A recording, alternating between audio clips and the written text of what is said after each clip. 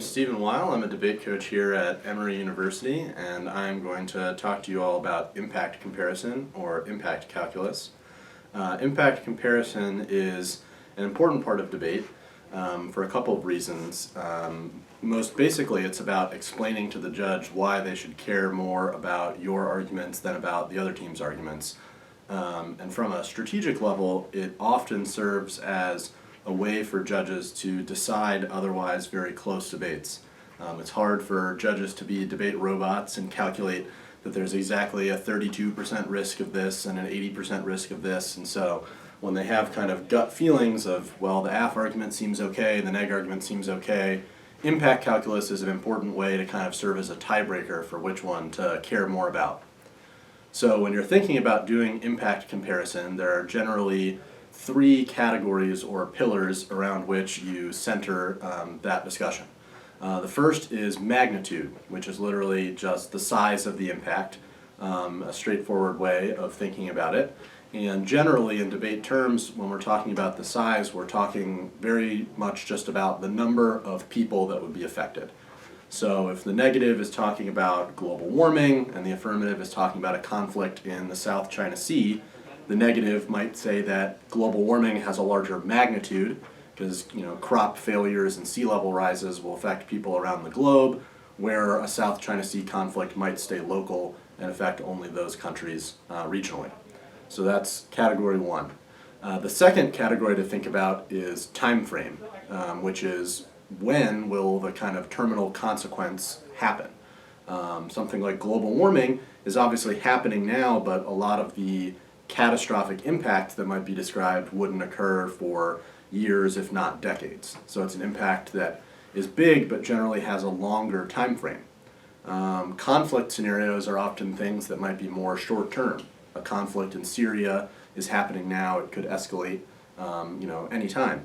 A conflict in the South China Sea could occur in the next year or so, according to some evidence. So those impacts will often have faster time frames, and that's another way of comparing your advantages. The final category is probability, which is a little tricky. On face, it's just the likelihood that the impact will happen, but it's important to kind of separate this from the rest of the arguments that are being made in the debate. When you're talking about the probability of your impact, you're talking just about the probability that that sort of end consequence manifests. Like, how likely is it that tension in the South China Sea will actually lead to a war, as opposed to how likely is it that the AF solves their South China Sea advantage. Just remember that impact calculus is often used kind of as the tiebreaker in scenarios when the arguments are otherwise close in likelihood. So you don't want to be talking about all of the arguments in the debate. I'll often hear a debater be like, our disad's of high probability because we won the link. And that kind of conflates the purpose of impact calculus. Final couple of categories. One very important part of impact comparison is to talk about reasons why the disad turns the case or the case turns the disad, which is a way of saying that you should identify possible interactions between your different impacts, or ways that yours might cause theirs or make it harder to solve. In the example that I've kind of been using, you could say that global warming would generate more propensity for resource conflicts as water dries up and people run out of food, as crop yields fail, along those lines, which could make wars more likely, including in the South China Sea. So global warming could turn a South China Sea conflict. On the flip side, you could say that a South China Sea conflict would undermine the ability for the US and China to cooperate on implementing climate agreements, which would make it harder to solve global warming. So there's possible interactions in both directions. It's a good idea, this is something before a debate, that it's easy to kind of sit around and brainstorm. You'll often know what kind of argument you want to go for on the negative. Think about the AF advantages that they're going to read and ways that you could identify different possible interactions. If you have a diversity of these arguments, then even if the AF can answer one, you can still have other turns case arguments. So it's always good to think of as many of these as you can. 2 or 3 per debate is often a good thing to aim for. On the flip side, the AF should be doing the same thing, and think about ways that you can use your advantage to complicate the disad impact or access it.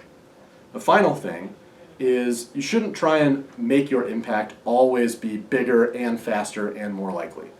If you could, that's great, and you'll probably win, but most impacts won't be higher magnitude and higher probability and faster time frame.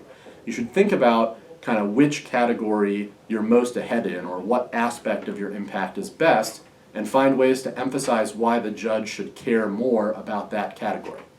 So a couple of examples: if your impact was of greater magnitude, something like a nuclear war that risks nuclear winter, or global warming that could potentially disrupt all life on the planet, and it's an existential impact, one that risks all of humanity, people will often say that you should prefer that because even if it's of lower probability, if it kills all people and all future people, then it's an impact of infinite size, and any percent chance of infinity is infinity. That's kind of a logic drawn from a nuclear disarm activist from the Cold War named Jonathan Schell, but people now just kind of use that idea, and there are other philosophers of risk that talk about that concept as a reason to prefer high magnitude impacts. On the flip side, you might have an impact that's of lower magnitude but is much higher probability. Something that's structural or systemic, like poverty or sexual violence, that is definitively happening. It's 100% probability, but it doesn't risk human extinction, so it seems, quote, smaller. So you want to kind of flip some of that logic on its head if you want to emphasize a high probability impact, and say that the kind of logic of 1% of infinity is infinity kind of causes a continual distraction of reacting to low probability crises instead of dealing with important structural issues. Finally, if your impact is of quicker time frame, you might want to emphasize the idea of dealing with the impact that's going to happen first.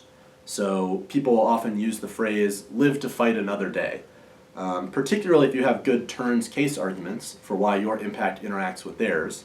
If yours happens first, you might say something like, well, yes, global warming is a big impact, but we have several decades to deal with that. If we don't resolve US-China relations in the short term and the potential for conflict, we'll never be able to solve it. So you should prefer deal with the quicker thing first so that we can then move on and address the other team's impact. So those are some ways of thinking about how to compare your impacts and how to give the judges good reasons to care more about your arguments than the other teams.